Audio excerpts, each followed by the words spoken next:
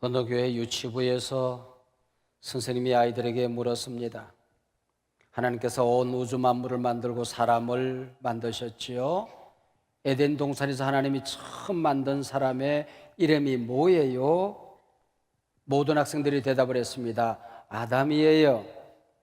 그리고 또 물었습니다. 하나님께서 그 다음에 만드신 아담 아내의 이름은 뭐죠? 학생들이 머뭇하고 있을 때에 수줍은 듯 예쁘장한 여학생이 손을 들었습니다. 아무개 좀 얘기 좀 해봐요. 그랬더니 마담이에요. 여러분을 아담과 마담, 하와가 살던 에덴 동산으로 인도하여 에덴의 가정 그런 제목으로 하나님의 은혜의 말씀을 나누려고 생각을 합니다. 오늘 본문에 보면은 신랑은 아담입니다. 신부는 하와지요. 주례자는 하나님이십니다.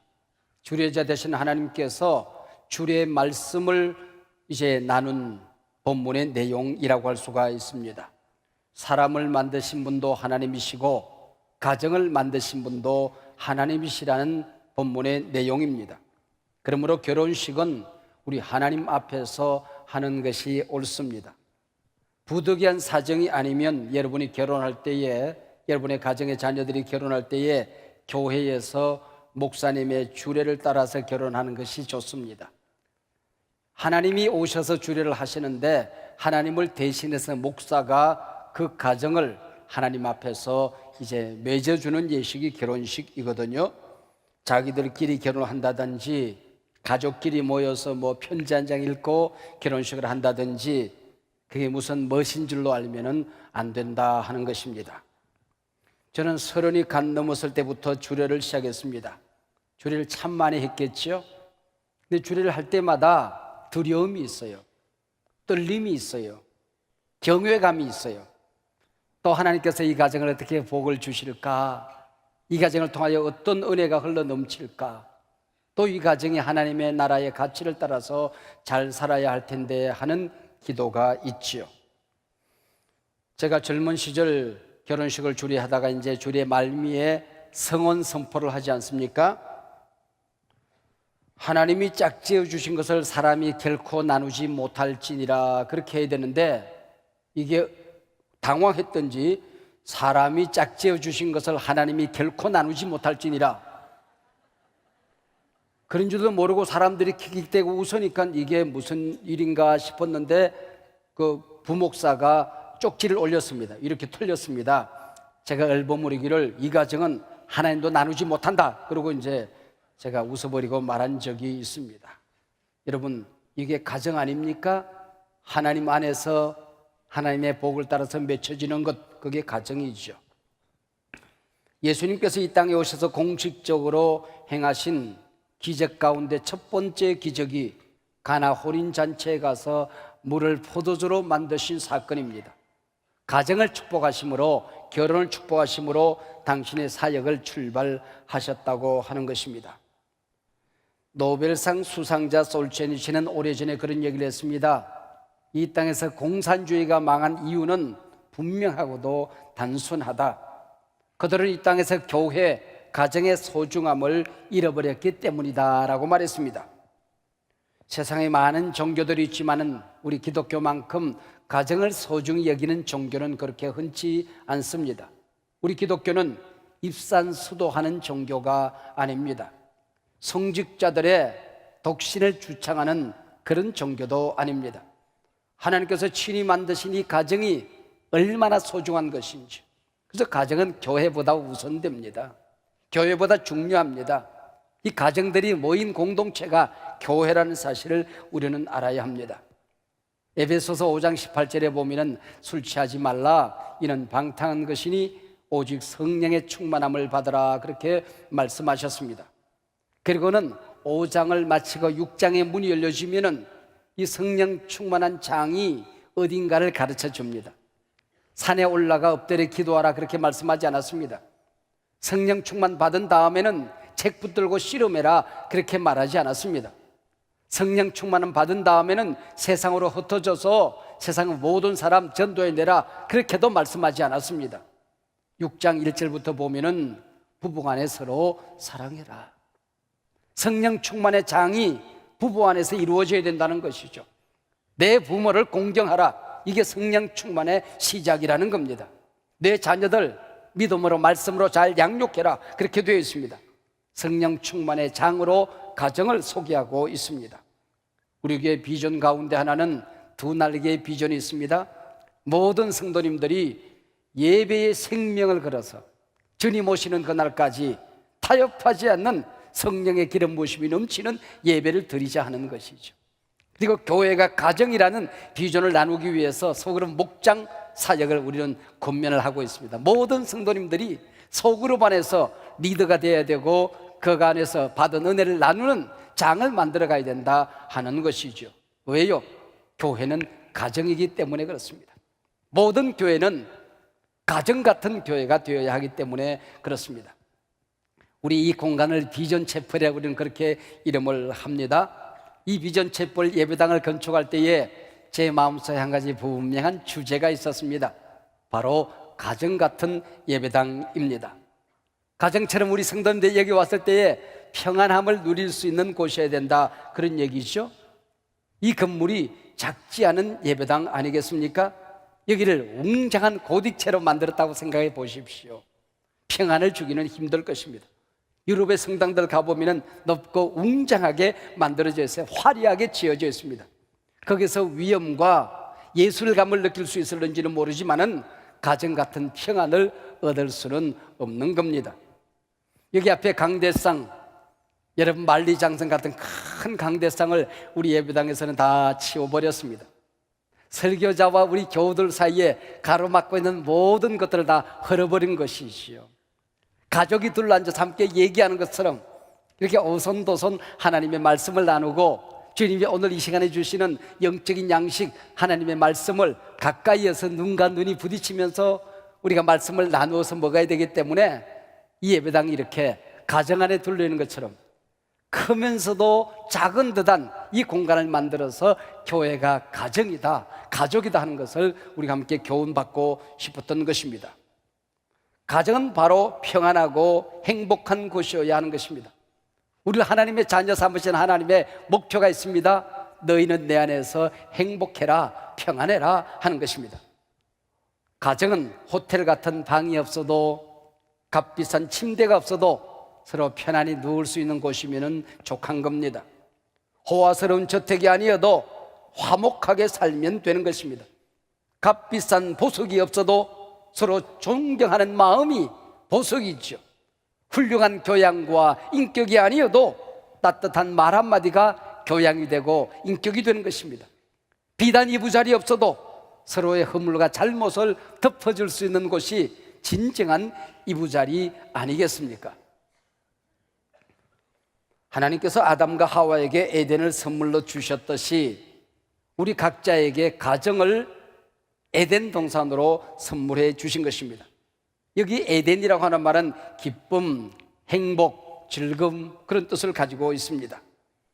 가정은 사람들의 행복을 위해 주신 선물이라는 것이죠. 하나님은 당신의 자녀들이 가정 안에서 기쁘게 살기를 원하신다는 것입니다.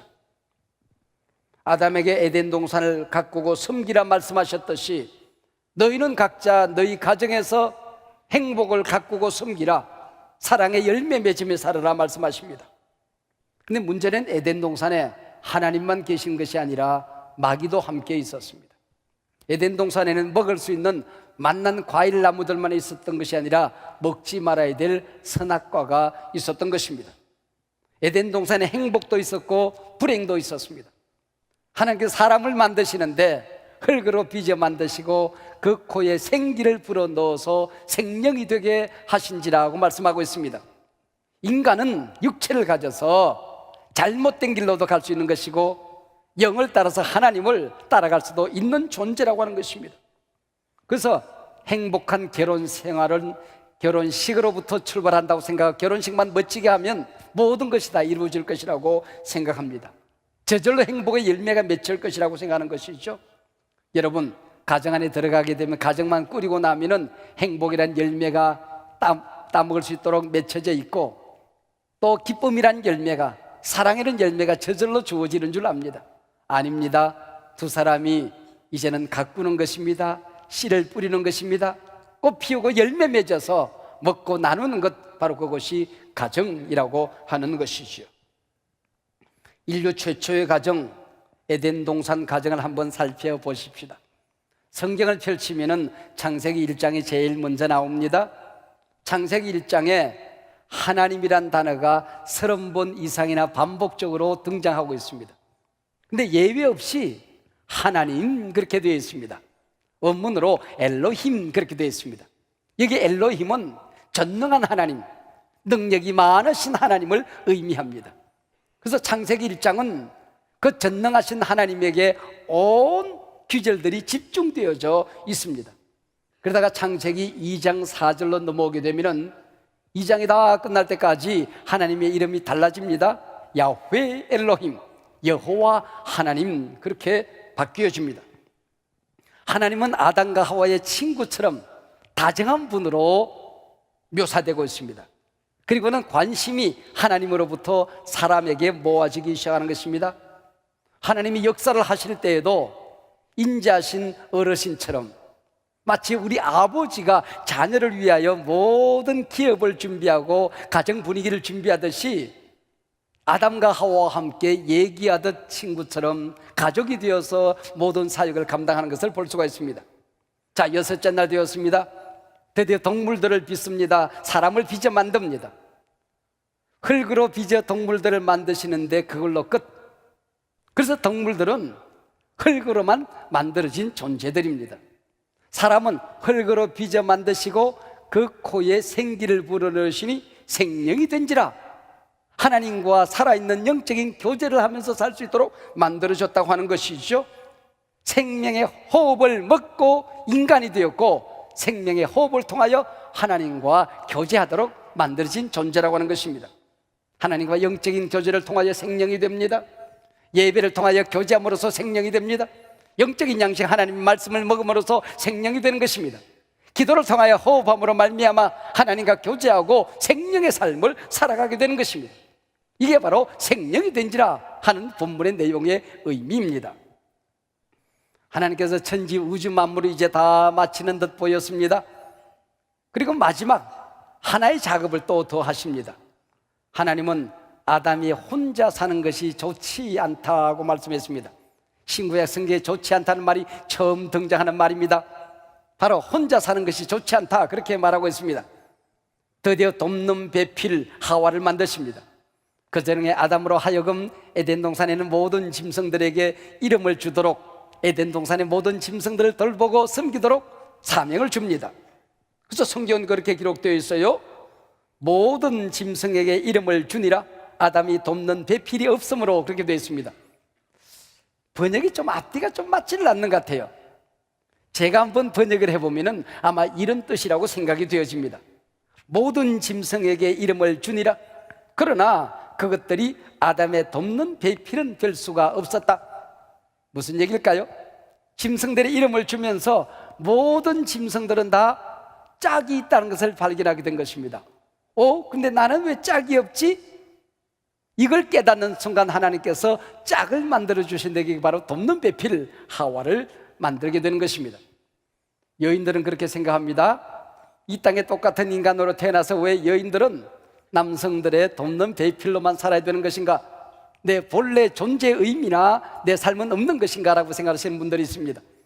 이 돕는 배필이라는 단어를 잘 살펴보면 우선 남성 명사로 되어져 있습니다. 우선적인 돕는 배필은 아담이 하와를 잘 돕고 섬기도록 하나님이 지었다는 뜻입니다. 여기 돕는다라는 단어는 굉장히 신비한 단어입니다.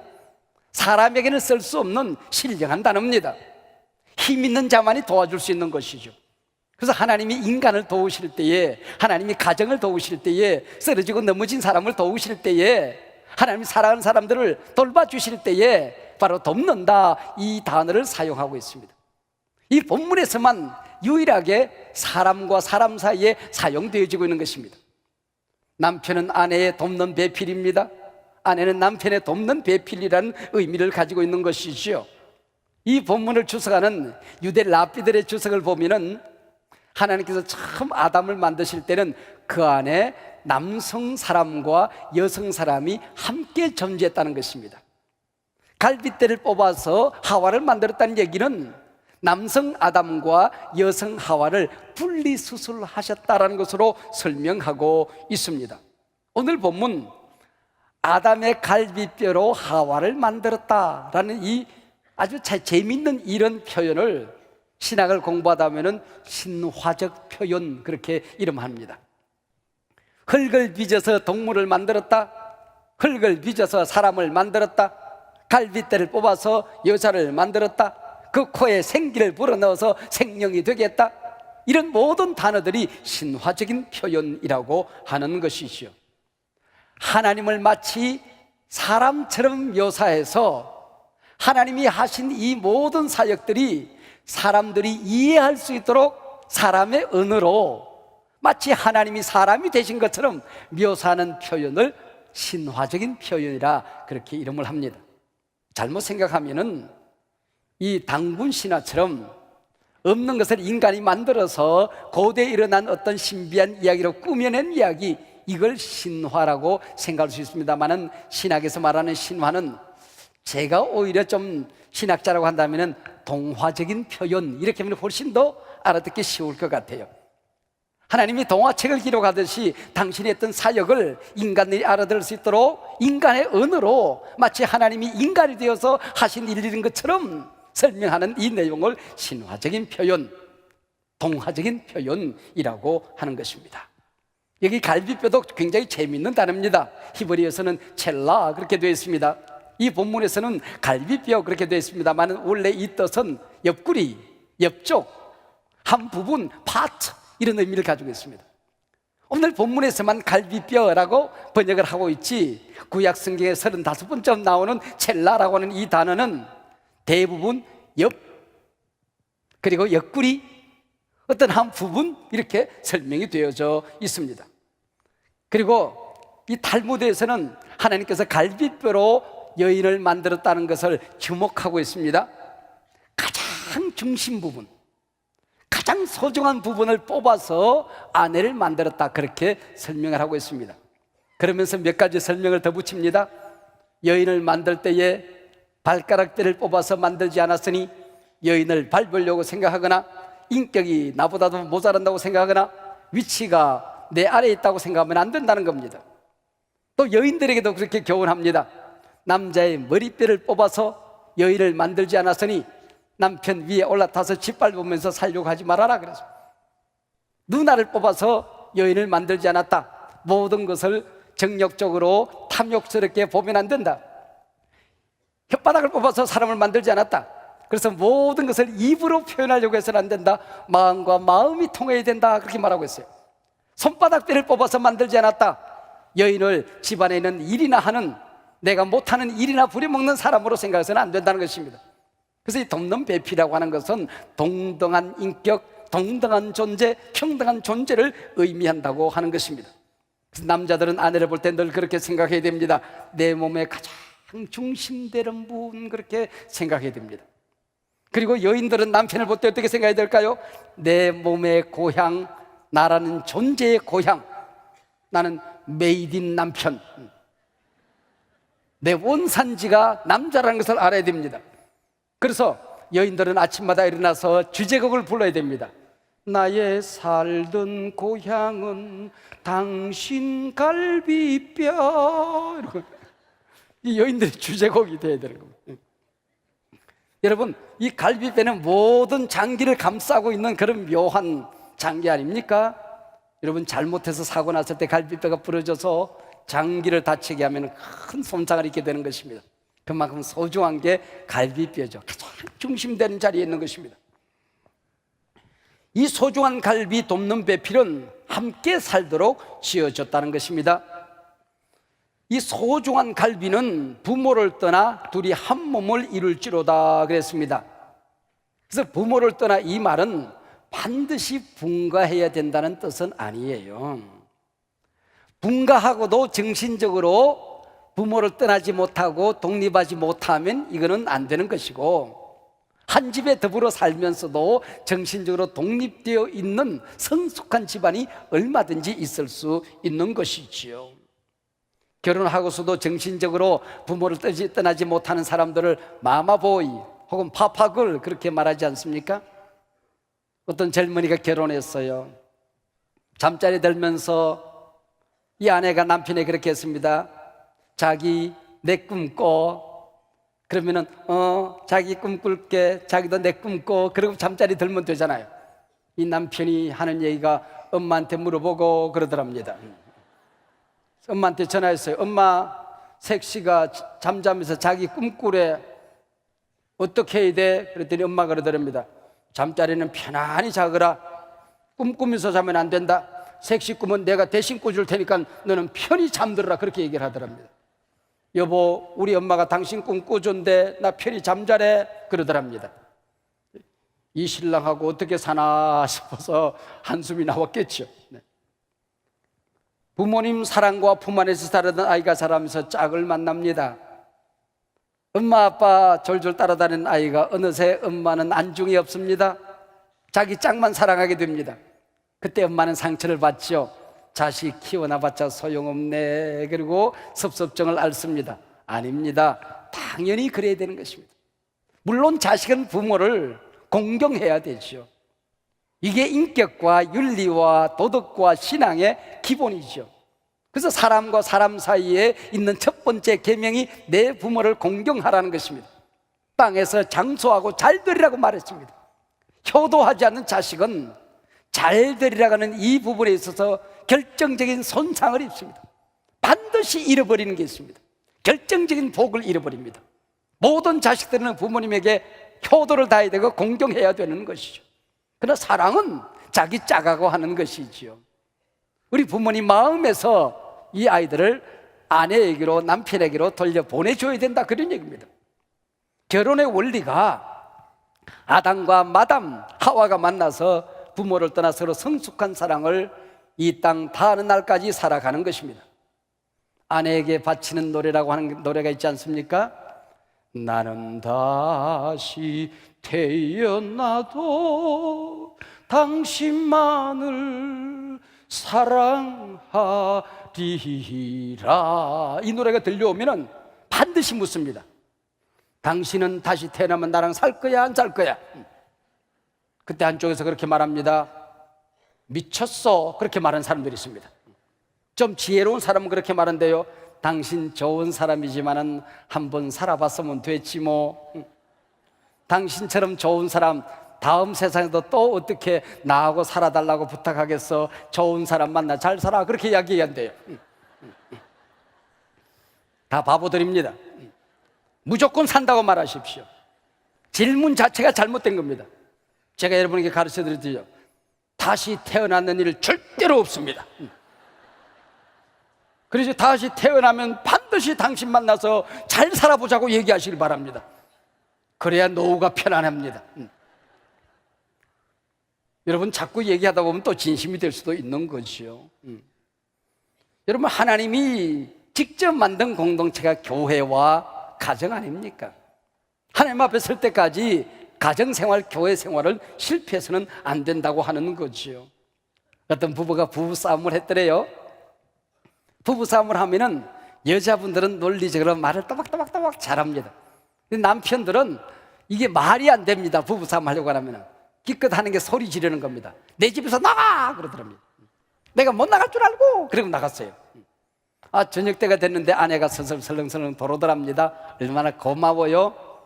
그렇지만은 또 남자 또 체면있지. 나가놓고 왜 돌아? 그랬더니 뭘 두고 갔어요? 그러더니 뭘 두고 간대? 내가 보석을 두고 갔어요. 우리 집에 보석이 어디 있어? 그랬더니 품에 펄썩 안기면서 당신이 내 보석이지롱 그러더랍니다. 부부싸움 끝. 여러분, 그러고 사는 게 이게 가정이죠. 여러분, 이게 부부가 부부싸움을 하더라도 뭐 거창한 문제 가지고 싸우지 않습니다. 이걸 거창한 문제로 싸우지 않았는데 거창한 문제를 해결하려고 하니 이게 문제가 되는 겁니다. 가정은 에덴 동산입니다. 기쁨의 동산입니다. 구원의 비밀을 교회에 숨겨두셨고 행복의 비밀을 하나님께서는 가정 안에 숨겨두신 것이죠. 여러분, 여보라고 하는 말이 무슨 말인지 아십니까? 같을 여 보배의 보자입니다. 보배와 같은 분, 그런 뜻입니다. 이게 원래는 여보는 순수 우리말이에요. 근데 누가 이렇게 만들어 본 겁니다. 보배 같은 존재, 그런 뜻이죠.